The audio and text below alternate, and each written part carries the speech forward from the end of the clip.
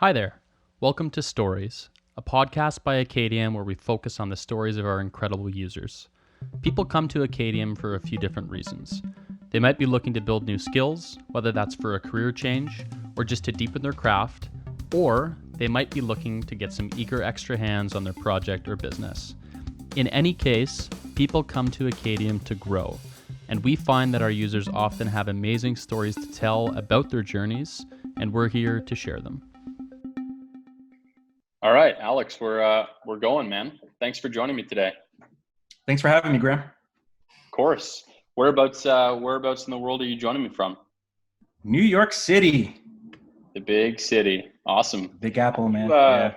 Yeah, the Big Apple. Have you lived there your whole life? For the first 18 years, and then I went to college and then moved around from there when I graduated college. Right. Where'd you go to college? To SUNY Buffalo State. Gotcha. That's State University of New York, Buffalo, right? That's what the SUNY stands for? Correct. Gotcha. State University of New York at Buffalo. You know what's interesting, man, is that being in New York City, for those who are from New York City, you might relate to this. So back in the day, the neighborhood I come from, which was a rough neighborhood, lots of drugs and gangs and things of that nature. So kids would play outside and you have to be careful where you play. So when I went to Buffalo, it was like one of my first times going barefoot and seeing grass. Obviously I saw grass in my community, but just the immediate community where my dorm room was and just the lifestyle was different. It was a great experience, kind of trippy because everything that I built up with the fences, knowing where you walk and who's around you, because obviously New York City is very crowded, was a lot different in Buffalo. So it was an adjustment, but it was a good adjustment. So I walked for the first time. I was like, oh my gosh, I got green grass through my toes. I don't have to worry about stepping on a syringe or a rock or, anything, dog droppings or whatever. So it was kind of cool. Right. How did you make the decision to go away to school? Well, how did you make the decision to go to university, first of all? And then how did you make the decision to actually leave and go to university in Buffalo? So, I think in essence, I just was raised with the value of education, and that value system that was instilled to me from my mother and my immediate family just turned into a lifelong learning lifestyle. And I always knew from a small age I would go to college. Literally nothing else came to my mind. It was like, that's what you're supposed to do. Like when you get up in the morning, you brush your teeth, take a shower, eat breakfast, get dressed, go to school. So post high school, the next thought was, got to go to college. And so I began that process with my mother, went through all the steps that every young person who's looking to get higher education goes through. And I chose SUNY Buffalo because they offered a 3-day trip to check out the school. I was so scared, dude. I went to Madison Square Garden and saw other people from all the boroughs that got onto the bus. And what's interesting is that I would, all through the 5 years that I went, at least, I was able to grow up through the ranks with those folks that I met the first day at Madison Square Garden. So we took a Greyhound bus, did the whole 3-day thing. I said, I want to go there. And then I just left. And underneath that was this desire to explore, man, this desire to get out the neighborhood and say, I want to do something for myself. I mean, I had a lot going on in my childhood, man. I mean, a lot. Just single parent home. My dad was mostly out of our lives. He had a lot of, controlling substance issues. For anybody who can relate to that, you kind of get the story. And I just didn't want my mom to have to put another plate of food on the table for me. I know it sounds bad, but I just said, I want to educate myself. I want to get away. I want to explore. I need a break. I want to try something different. And I don't want my mom to have to worry about me. And I think the college experience was good for me because I got to stay in a dorm and continue to get educated. I love to learn. And it was far enough away, but not too far away where I couldn't at least take a plane or a bus to visit mom again. So that was kind of how I thought about it and what I did when I graduated high school. And how did you decide what to study in school? Bro, I mean, I come from an artistic family, man. So it was just art all day. I was lucky enough to get accepted into a prestigious high school. It's called Art and Design High School.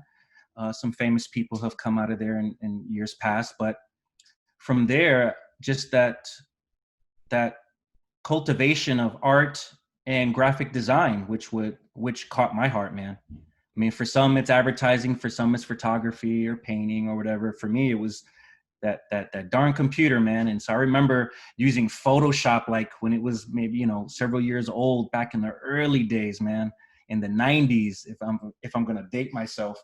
And I remember one of my first projects was coloring a Spawn comic book for those comic book fans out there. And the teacher, his name was Stan Ray, an African American gentleman, really took a liking to me, and I just absorbed from him, bro, like a sponge. And I got so good at it, Graham, that he couldn't teach me anything. I maxed out, and so I went down to the advertising department, and I found the mentor there. So funny thing, side note, I really found mentorship early on in my life because I needed it. And one, my dad wasn't around, and two, I was looking for people to just hang out with me. I would realize later on in life that's called, one of my love expressions is quality time. So, need a strong male figure. I loved quality time. It kind of fit, and I would, realize that later. But at the time, I had no idea. I just knew that I just loved to learn, and I got to play around with equipment and stuff. And so I learned about advertising. I ended up being on the yearbook and even won an award.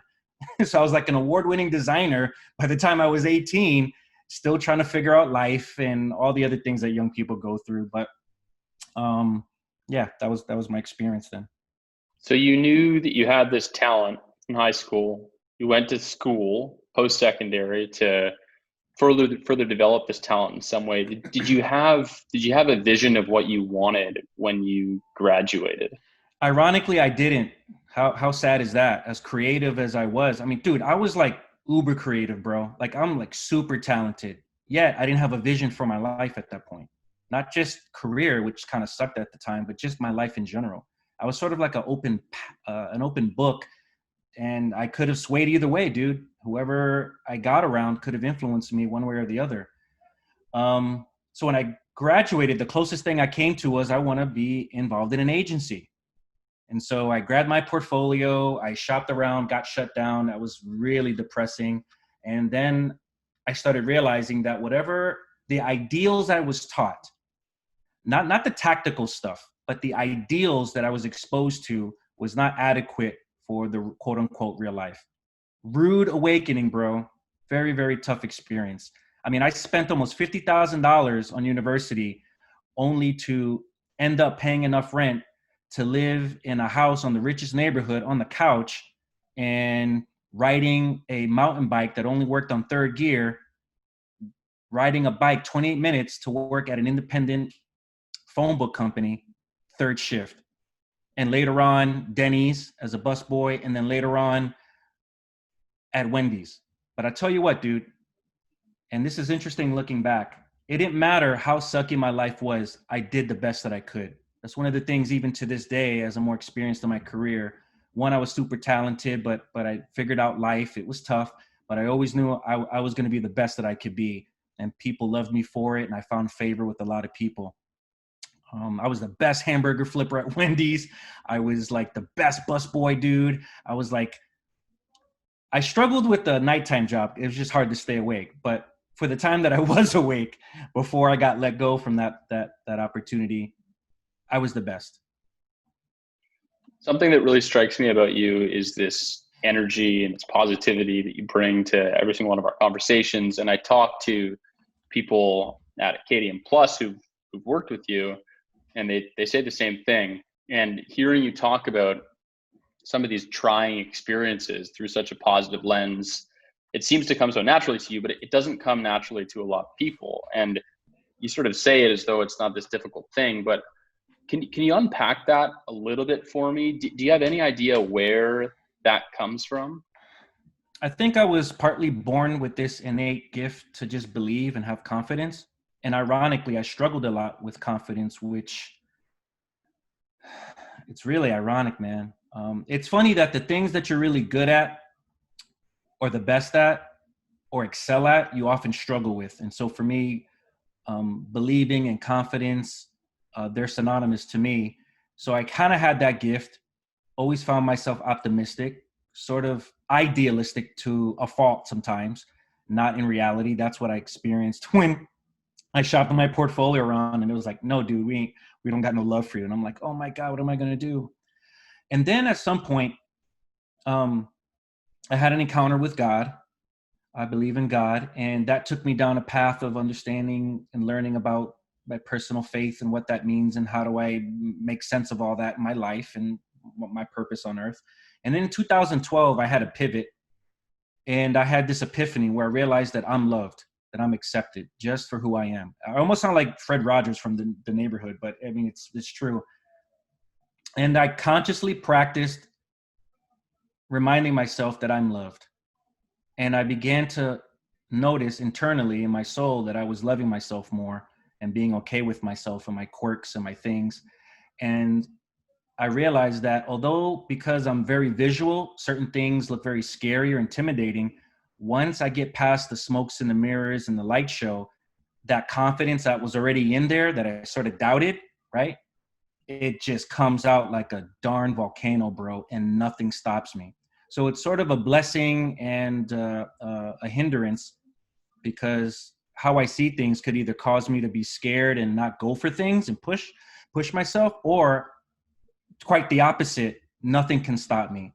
And when people get around me, that self-love that I believe God has for me, that I accept for myself, it oozes out to where everybody around me, it's like I'm encouraging, motivating, not in a way that's pushy, dude, but just being Alex and being okay with just being Alex. And dude, I'm spending 21 plus years practicing and accepting myself and who I am. And now I'm learning more how to do that in my career, not just in my personal life. And dude, it's paying off big time. And so it's not just stuff in my head, it's in my heart. I know how to do it, very quickly, still stay in my lane, still let people do what they do, but just let that energy come out and not hide. Because dude, for years, man, I would just keep my mouth shut and be too passive. It's like, nah, Alex, you got to speak up and you have to live with those consequences. Not everybody's going to like what you got to say. I mean, use discretion and temper your words, but just be you, dude. And I've been practicing that since 2012 when I took that major pivot through my personal faith. Dude, it's paid major dividends professionally, with my family, with romantic relationships, everything, dude. I mean, I'm still working on it, don't get me wrong, but I think that's hopefully the semi-simple answer to your question. So connect the dots for me, because you graduate, and then it sounds like there was some struggle early on with your career. It sort of sounds like you faced some rejection. You had a few gigs, bounced around between different jobs, and then you had this sort of experience with your faith in 2012, you said, and then it sounds like from how you're talking about it, things started going a little bit differently. Can you walk me down that path? What happened for you professionally? Because you sort of touched on the personal side. What happened for you professionally from there forward? Yeah, so 2012 was so at 18 years old, so this is like around 1995, 96, I had that encounter with God, and it really was a good thing for me. Gotcha. Going into university. I was already a stable dude in the sense that I had a real grounded awareness of life, but just that personal connection with God was just something I needed for obvious reasons. We can get into that if you're interested, but that was something in my back pocket that was a differentiator for me, that I knew that, hey, if things don't work out, I'm loved and somehow I would be okay. That was as much as I knew, that I had a savior, God loves me, okay, cool. And then I needed to just grow up like any young adult. So in college, it was just mostly academics and what I like to call the curtain call, where you sort of dress up and get ready for quote unquote real life. And so I was exposed to real life and community outreach and getting involved in student organizations and becoming friends with professors, because those are the kinds of things you need to do in the marketplace. So I was doing that back in high school, carried it over to college. The God piece kicked in, didn't really understand all of what it was. I knew something happened. Post graduation, really struggled, like you said, but that's part of life. We all have to go through that and figure out ultimately what you want to do. And then at the age of around 2021 was really when my life changed forever. I was at a family reunion and I was giving updates to the family who I haven't seen in a while. And a family member said, "Hey, I met somebody. This could be a match." I spoke to that person, filled out the application, and months later, my life had changed. I paid off all my debt, moved out, and I started what would be, a 20-year journey of really understanding the basics of mature adulthood, understanding what it's like to handle responsibility, to run teams, to exercise my artistic ability,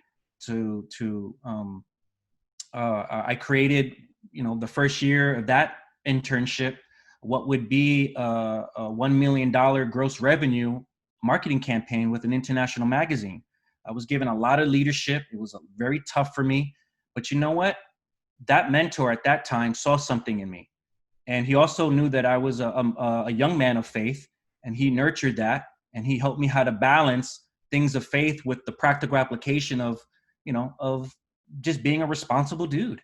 And it took me many years to figure it out. I was a little bit behind the eight ball. I will admit that to you, because my dad wasn't there to shape me up and kind of give me some heads up on things. But thank goodness he was a father of 3 children. And, when you take care of people, because it was a behavioral health industry, you learned how to take care of others, and you sort of fill in the gaps of your own life. And it was a precursor for marriage, and for some sense to be like a big uncle or maybe a surrogate dad for other young men and young women who maybe needed a friend, a big brother, an uncle, or just someone to listen to. And I realized the foundations of that were connected to my faith, and realized how to appropriately express that in the marketplace while not turning people off from love. Because ultimately, God is not religion, God is love. And it's something that I've been able to more expertly communicate in the marketplace. And just be kind, be gentle, be merciful, be good. Um, Tough love, right? Have boundaries, those kinds of practical things, but do it in a way where people don't feel condemned or judged. So that's how I was able to grow professionally. And to this day, I use that in my career. It's paid off big time. And so as I was growing professionally, because I started off in design, got my bachelor's in graphic design, and then I quickly pivoted, because this was around the time, Graham, where jobs were being sent overseas. So I'm like, oh my God, I done spent all this money, and now, oh, what am I gonna do? I was just like, I was getting body rocked, dude, for years, man. It was so tough. But I made it because I have this, maybe it's a New York City thing, I don't know. Maybe it's a Latino thing. Maybe it's just luck. I don't know. I just think I just have something in me that I'm just not going to give up, dude. And I was able to grow personally in my relationship with God and professionally as I pivoted to marketing. And I continued to meet those milestones. It's like, dude, you know how like life gives you these little opportunities? Some of them you're prepared for, some of them just, it's like random. You're like, oh my God, it's here, finally here. And so some of them I failed, some of them I did good. And the ones I failed and did good, I learned from it because I didn't want to waste the experience. And I added those suckers up.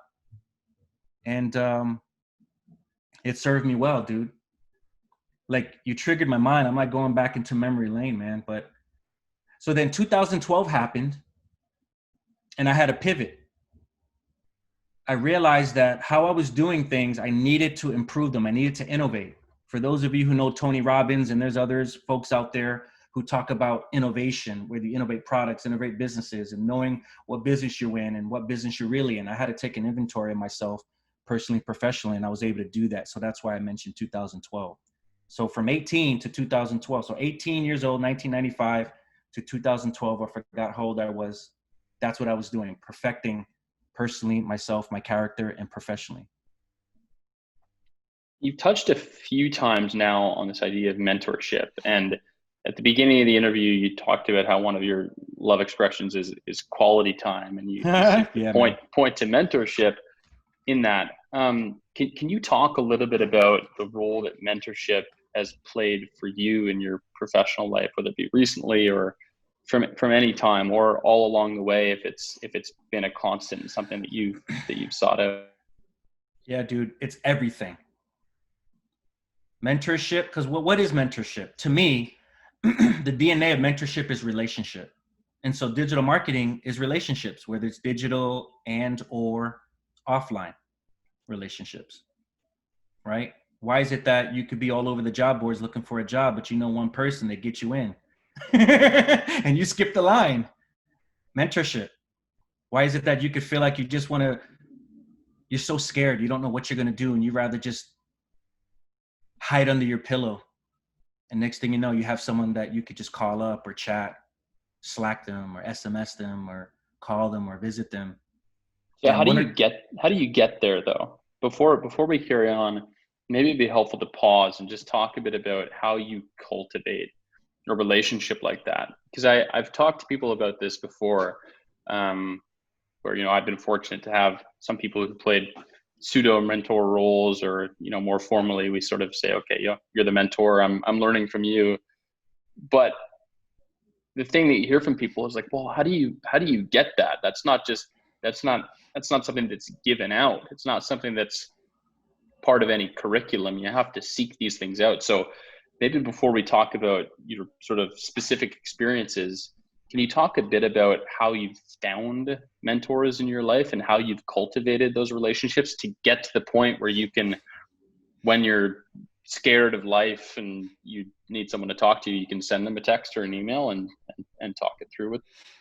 Yeah. So I'll give you the Acadium Plus experience because if I give you the other experience before, it may not be as tangible to those who may be listening. So my Acadium Plus experience is basically many, many years of figuring out how to cultivate those relationships. And part of it is just, it's a God thing. And that's abstract. It's not, how do you quantify that? How do you explain that? We can get into that later if you want.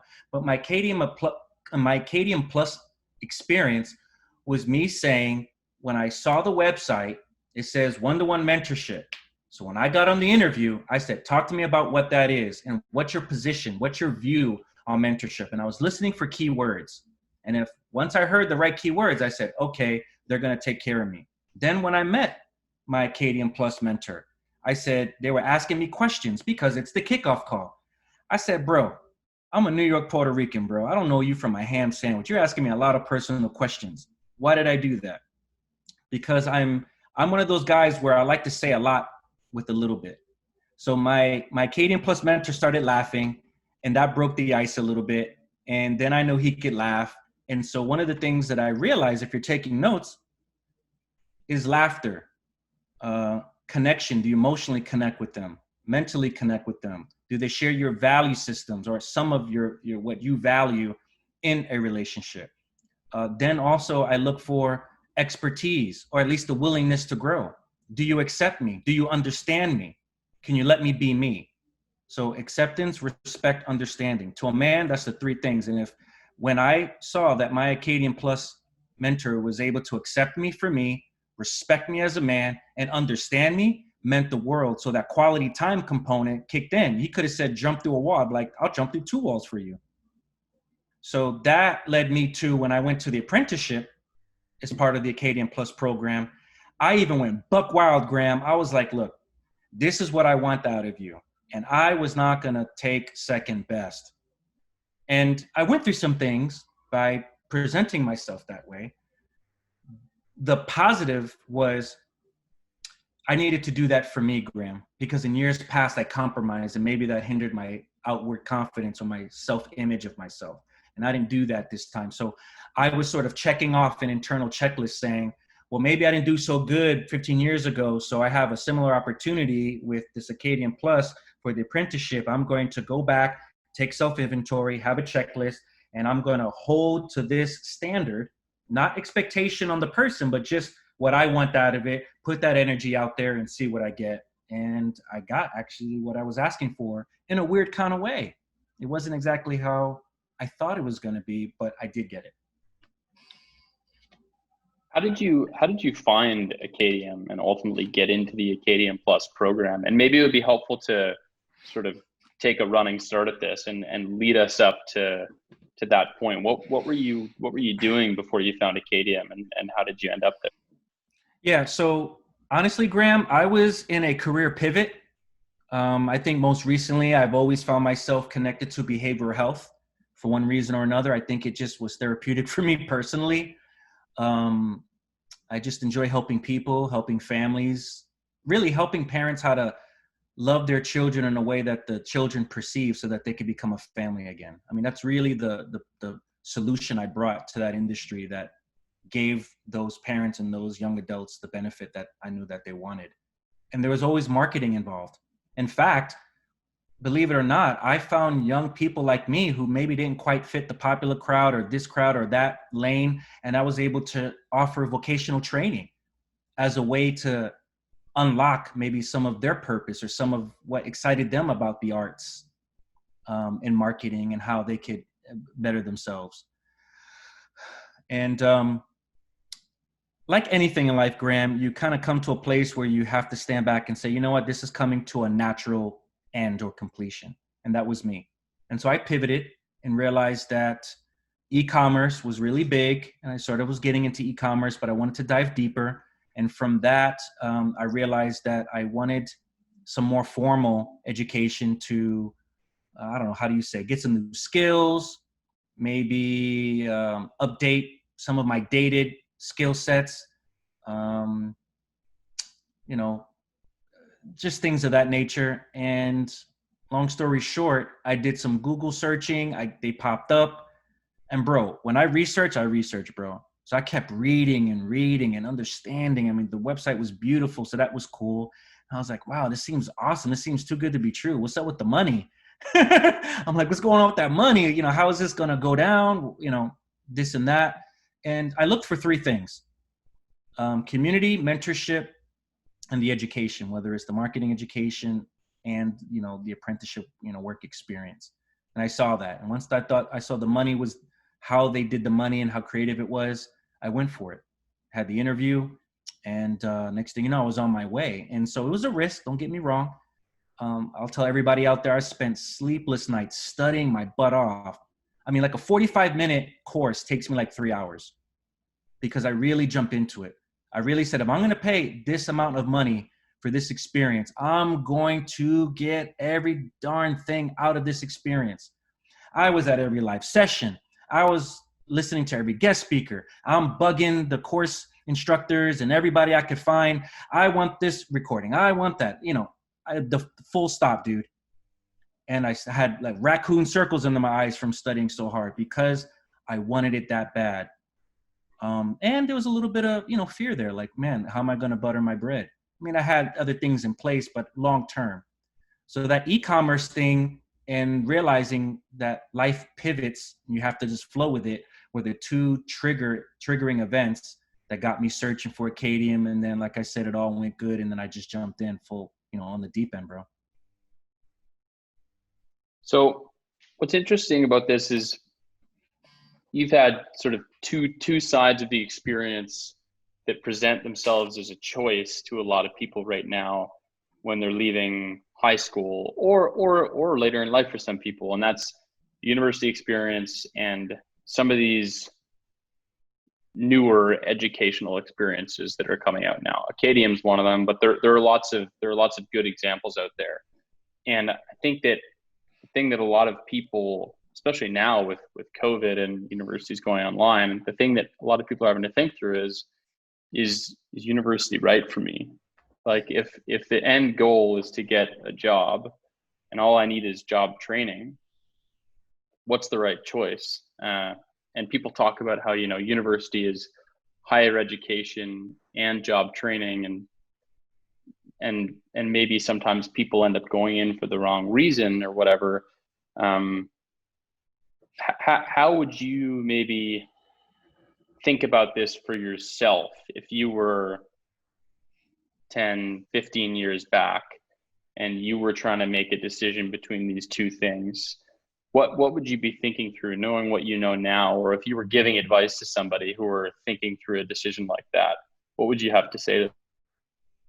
So I guess it's kind of like you're asking if who I am now would talk to the 18-year-old Alex, what would be maybe some advice? Is that kind of what you're asking? Yeah, assuming that Okay. we live in today's world.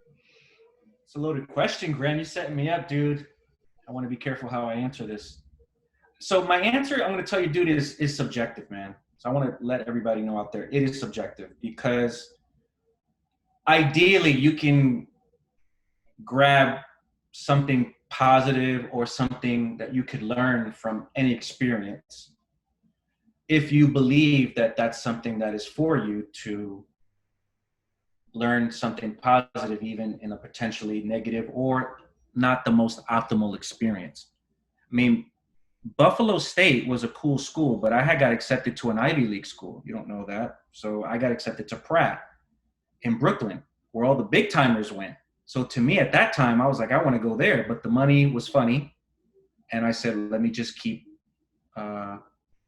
doing what I'm doing at SUNY Buffalo State. So if I'm going to tell myself, if I'm going to tell my 18-year-old self some advice, first I say, Alex, are you open if I share some things? This is just my experience, but just to give you some food for thought. And once they say yes, I know their mind and their heart is open. Then I can share my subjective opinion. And that would be, if you're trying to go to market quick, do something like Acadium Plus. I perceive Acadium Plus as like a digital marketing trade school. They're cutting out all the university state mandatory stuff, and they're getting to the nitty gritty. So if you want to go to market, I would recommend seriously considering that route, realizing that you're going to get mentorship, right? So that's one-on-one, that's tactical job shortcuts and insider stuff that any mentor that's in the industry that's worth their weight in gold will give you. So that's the fast track. You're going to get the education, so you're getting current techniques, tactics, strategies. Also, we live in an age where the internet's faster and video's awesome, and cell phones are a lot better. Because back when I was coming into college, those things weren't in place. And so I would say that's a good reason for considering Acadium Plus, because it's an online digital trade school. You can go to market a lot quicker. You'll spend less money when you compare the cost of university, even if it's, I mean, CUNY local schools are okay, but I'm not going to get into qualities. I'm just going to say that if you're just trying to go to market and you want to get into digital marketing and understand the different channels that are available and how to survive and thrive in that industry, Acadium Plus is the thing. And I appreciate that response. And to be clear, it's not meant to be a loaded question in the sense that I'm, trying to have you promote Acadium in some way. Like, we genuinely think about this a lot here, and I do too, because if I ask myself this question, I work here, I would go to university. That was such a valuable experience for me. And I think if I were in a situation where I decided I wanted to be in digital marketing and I left school and I didn't have the opportunity in front of me, I would consider something like that. Or if I'd studied, liberal arts and I didn't know how to code and I decided that I wanted to code, we're so fortunate to have low cost options to go and learn how to become a software engineer, which is really, really good. And the point here is that what we think about is like, and the question that I'm getting at is like how to think about the role of university nowadays for people, because I think that's a really important question. And it's so confusing for people, I think, because so let me go there. On the, so let me interject. There's an idealistic component to this. So remember, I come from a blue collar, middle class upbringing, even though we were raised poor financially, single mom. Okay. So in our family, education. So remember I told you earlier that I didn't know anything else but you go to college.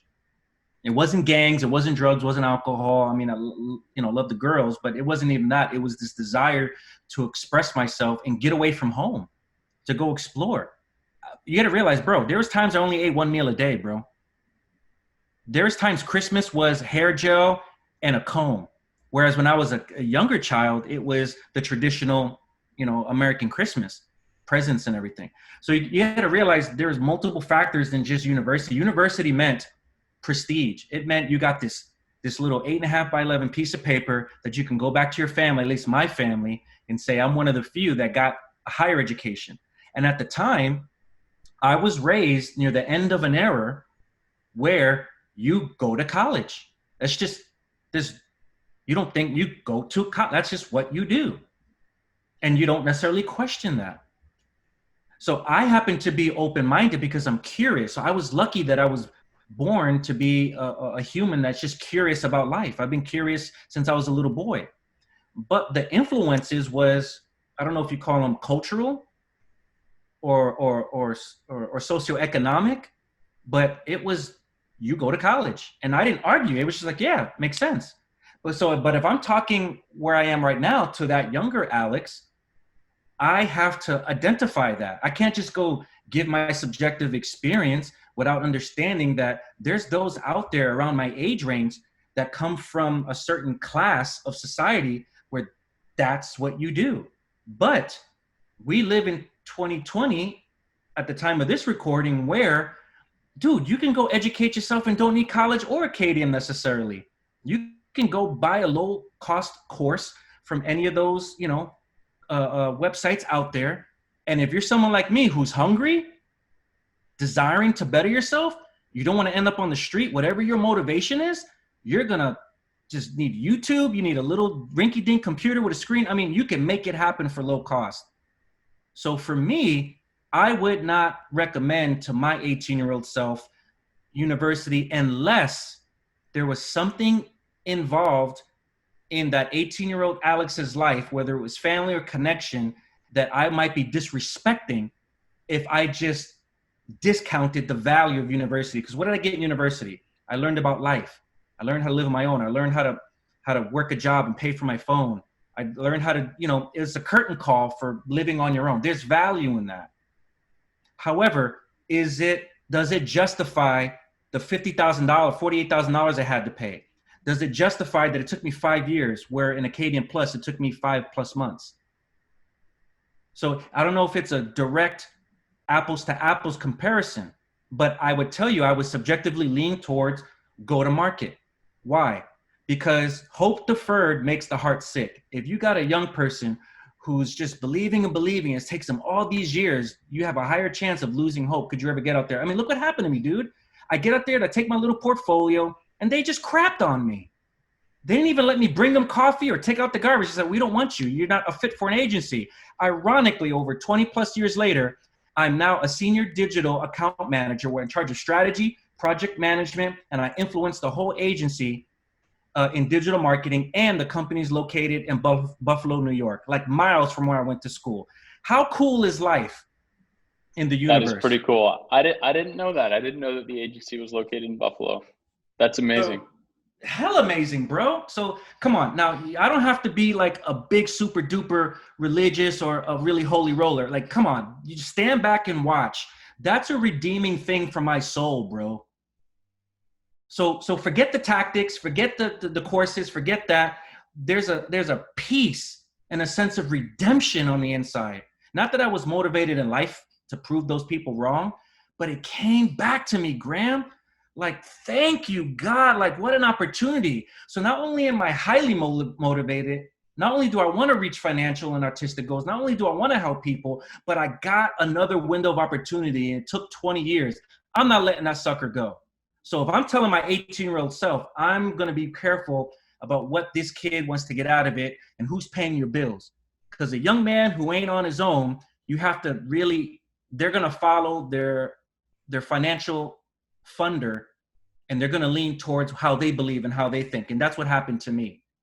So I'm not trying to go stepping in telling people what to do. I'm just saying, if that kid is open, I know he's going to break away from mom and dad. He's going to kind of be on his own. He's going to make his own money. Then I can influence that person more and say, if you want to go to market, you want to get real world experience, you want to mentor, because mentorship is where it's at. Something like an Acadium Plus is the thing for you. Bottom line, point blank, period. I'll debate. I will discuss with anybody. Don't want to debate, but I can make a strong case for it. I really like the approach to the answer. It's more complicated than it seems, and it really depends on the person. And there are these sort of cultural factors that contribute to the decision that might be right or not right for you. And it's tough to give a cut and dry answer that's sort of or a framework that could be applicable to anybody, really. But I think That's right. When you was hitting me up, I was like, man, Graham, that's a loaded question. How do I answer that? yeah, no, I think you did a great job navigating it. But I think the really nice thing, although it might be complicating in a way, but the nice thing here is that those options exist for people, right? Like, if the default is you need more education to go and get a job, but the only options are college and university, and that costs tens of thousands of dollars, that's a difficult situation for a lot of people. But now it's like, well, you don't have to do that. There are all these other options that you can choose from, programs that you can go through where the outcome could be that job that you're actually looking for out of those other experiences, or this sort of post-secondary experience. Agreed. On that note, maybe as a final topic here, I'd love to hear from you what kind of advice you'd have for whether it be people going into Acadium Plus or going into an apprenticeship on the Acadium marketplace, or even just generally somebody who might be going down this path of taking a bet on some program that they want to get a job out of. They're looking for some kind of an outcome that is probably, paid work. I'm doing this thing because I want to get this skill and I want to get paid to do this when I'm done. You've been through this and you had this great outcome, right? You got the job. You're happy with the job and you're away now. Yep. What kind of advice would you have for people that are just starting out down that journey? Be more specific. Like what? So maybe let's talk about the apprenticeship first. So I'm going into an apprenticeship tomorrow. What kind of advice would you have for me to sort of hope to make me more successful? All right, bro, here we go. You better kick ass. You better don't take no prisoners. You better serve. You better bring value to that CEO. You better convince that man or woman mentor that you're there to make them money. You're there to fulfill their vision. And you better figure it out, because it's a dog-eat-dog world.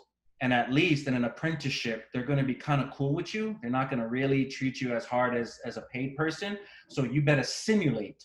And that's one of the things I've always did, even through college and high school. I simulated. What's it going to be like? As much as I knew what life would be like at that age and time in life.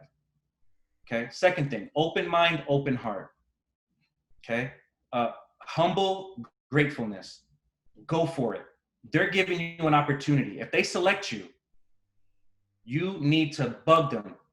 Get them. I mean, it sounds Hollywood, but that's part of my reference is from watching those shows. So whatever I can do for you, boss, whatever I can do, serve, bring value. For those who know Tony Robbins, he's always talking about make raving fans. Well, you better make that business mentor your raving fan. I'm using the word make. Why? Because when it's time to give blessings, when it's time to give rewards, you want your mentor to say, I'm going to think about Graham. Wow, Graham's been consistent. And my apprenticeship, I'm going to use I statements. I got there. I told them in the interview process, I want a mentor who's involved in all facets of their business. I may only be in a small little piece in your world, but I want to understand everything. I don't want to say outwork anybody, because I wanted to fulfill my greatest potential in Alex. That was what I was looking at as a metric when I was going through the process of trying to get a mentor and then fulfilling the requirements of the apprenticeship. And I said, I want you to measure me. So what KPIs? So they told me, you ask questions, you're the only one who speaks up, you don't wait around, you show initiative, you show heart, you show excitement, you show passion. Oh, I love it. And so I became on the short list within 1.5 months for a new position. And then they said, would you like it? And I said, well, what's in it for me? I know what's going to be in it for you. What's in it for me? So I changed the narrative. So that's the advice. You interview them. That's what I was taught in Acadium Plus. And so I said, and this is where the mentorship comes in. I needed the mentorship to hear me talk so that they could figure out what's the top 2 to 3 things that I need to bank my whole career on as I'm trying to sell myself and say, business mentor, I know what I'm getting, but here's your problem. Here's how I'm going to help you solve your problem. Here's the document. Here's the persona document. Here's this, here's that. And it was because of the mentorship. And then I served. And I shined. Excellence. The best that Alex Vega can do. Boom, get off me. I went on the short list, got hired. I got more than what they was going to give me. And I got bonuses on day one. And I got promoted within 4 times before I even stepped my first day at work. And my brother, the first week leading up into my first day of work, I was already in meetings and kickoff calls and this and that and making documents. I'm considered, when you say Alex Vega, and before I leave this earth, you're going to be like, yo, that's a stand-up dude. Little wacky, little intense, not for everybody. He's an acquired taste, but he gets better with age. And that's a solid dude. I want that guy on my team. That's my advice. It has to come from inside. Forget the tactic. Tactics, you can go Google that crap. What you can't Google is in your heart and your self-image. And that's where I believe love comes in. Whatever you connect to your higher power, whatever, that's where it comes in. And then secondly, study your ass. Don't waste nobody's time. People are making money. And if you want to be in the quote unquote real world, and this is what university didn't teach me, sorry university, but that system didn't teach me, is how to not survive, but thrive. I don't want to just barely make it, Graham. I want to be known. I want to be remembered. I'm at an age where when I die, I want to be remembered for something. That's Alex. His digital passion is to help people sell things and to promote them. He brought value. He brought results. He's a results-driven marketer. I can trust him. I can give him the keys to my passwords to my expensive software. He can close a deal for me. I can send them on a plane to another country and he can represent me. It's called management and stewardship. And those are the things that I learned in the behavioral health system with my earlier mentors, that he said, bro, you may not be the best marketer, you may not be the best tactician, but you could be the best solid human being and deliver results to your boss. If you do that, they will reward you. They will rise you up and you can help people. That's what's in your heart. That's my advice, bro. All day, every day, I will win 10 out of 10 times with that strategy. And I'm doing it right now. I love it. That's a great note to end it on. I love the sentiment of that advice. And I think it's applicable to a lot of people who are going down a path like that. If for nothing else than just pure motivation. Right. Alex, thanks for taking the time to chat with me. Thanks for bringing such energy and really devoting your attention to this conversation. I appreciate it, man. Man, I appreciate you, Graham. Thanks for giving me this opportunity to share, man. I hope it blesses people and helps them to get ahead, man. All right, Alex, all the best. Have a good one. You too, Graham. Take care. Bye-bye.